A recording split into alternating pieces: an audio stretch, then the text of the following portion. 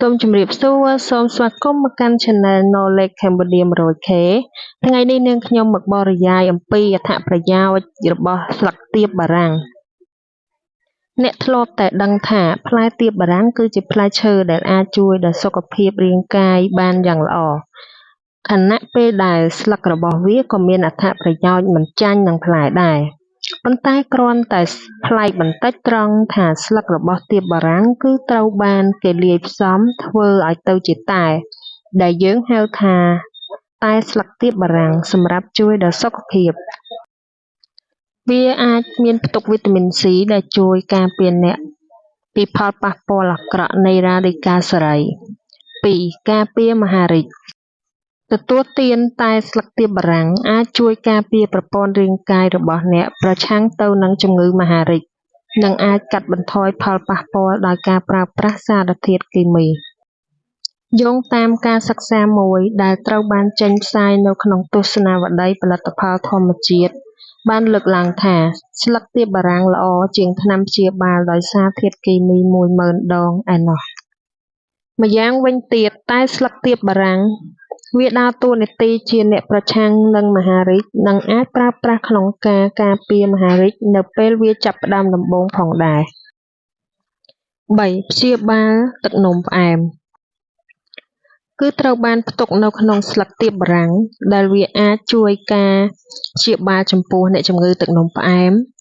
ដោយ Hypoglycemia នេះវាមានទៅដោយកម្រិតព្យាបាលជាតិស្ករក្នុងឈាមរបស់អ្នកជំងឺនៅក្នុងករណីនេះអ្នកជំងឺទឹកនោមផ្អែមគ្រាន់តែផឹកទឹកតែស្លឹកទៀបបារាំងដើម្បីបន្ថយជាតិស្ករក្នុងខ្លួនរបស់ពួកគេដោយមិនមានផលប៉ះពាល់អ្វីនោះទេ 4. ជួយដល់សុខភាពបេះដូងតែស្លឹកទៀបបារាំងជួយការពារនិងធ្វើឲ្យបេះដូងមាំមួនហើយថែមទាំងរក្សាឲ្យប្រព័ន្ធរបត់ឈាមល្អទៀតផងទន្ទឹមនឹងនេះផងដែរវាក៏ជួយបន្ថយភាពតានតឹងដល់សរសៃឈាមដូច្នេះបេះដូងនឹងមានភាពងាយស្រួលក្នុងការបញ្ជូនឈាមទៅគ្រប់ផ្នែកទាំងអស់នៃរាងកាយរបស់អ្នកហើយមួយវិញទៀតនោះវាថែមទាំងជួយកាត់បន្ថយការប្រឈមទៅនឹងជំងឺគាំងបេះដូងនិងជំងឺដាច់សរសៃឈាមខួរក្បាលផងដែរ 5. រោគឈឺចាប់ក្នុងសន្លាក់ឆ្អឹងតែស្លឹកទៀបបារាំងមានលក្ខណៈសម្បត្តិប្រឆាំងនឹងការរលាក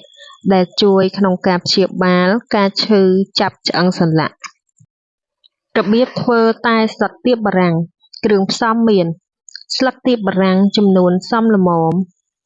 ទឹកចំនួនសមល្មមវិធីធ្វើយកស្លឹកទៀបបារាំងដែលស្ងួតដាក់ក្នុងទឹកដែលកំពុងពុះ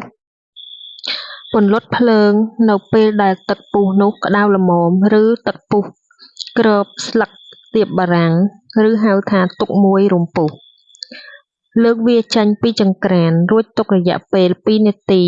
ឬអ្នកអាចទុកវារយៈពេលចាប់ពី30នាទីដើម្បីឲ្យវាចេញសារធាតុចិញ្ចឹមពីស្លឹកទៀបបារាំងបានល្អទទួលទានតែស្លឹកទៀបបារាំងយ៉ាងតិច3ដងក្នុងមួយថ្ងៃនៅពេលពោះទទេ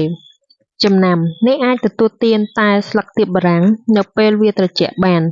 ឬស្ថិតក្នុងរយៈពេល8ម៉ោងបន្ទាប់ពីធ្វើតែហើយព្រោះវានៅតែរក្សាប្រសិទ្ធភាពរបស់វាដដែលសូមអរគុណបងប្អូនសម្រាប់ការស្ដាប់តាំងពីដើមដល់ចប់ប្រសិនជាបងប្អូនចូលចិត្តសូមជួយចុច Subscribe រួចចុចសញ្ញាកណ្ដឹងដើម្បីទទួលបានវីដេអូថ្មីៗសូមអរគុណ